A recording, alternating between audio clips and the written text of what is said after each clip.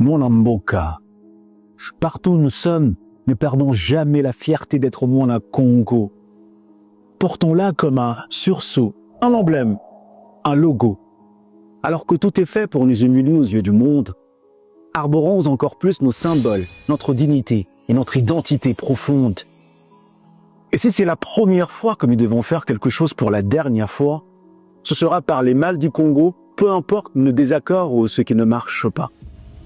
La guerre d'influence joue aussi sur le narratif. Quand nous parlons de notre pays, faisons-le au minimum de façon positive.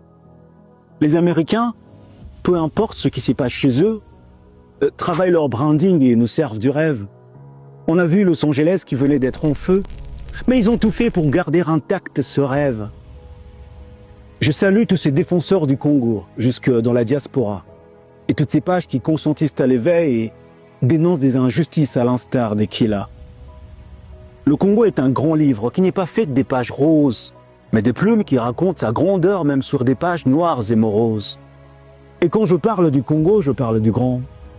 Le léopard n'a perdu ni ses griffes ni ses dents.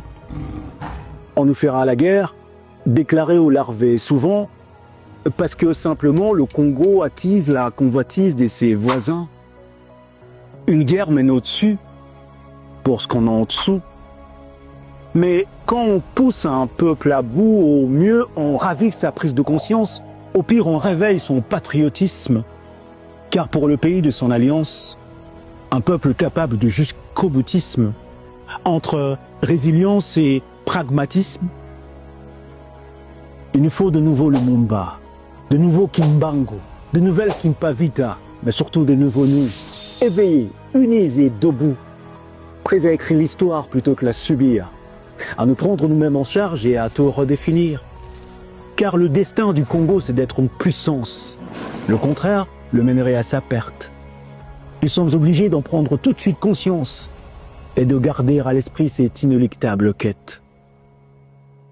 À ceux qui oublient que l'histoire s'écrit, que tôt ou tard les vraies responsabilités seront établies. On ne sera jamais grand pour avoir mis tout un peuple à genoux. On sera grand parce qu'on aura su remettre son peuple debout. 243. Ici votre président, Yekima, pour l'histoire et pour la mémoire.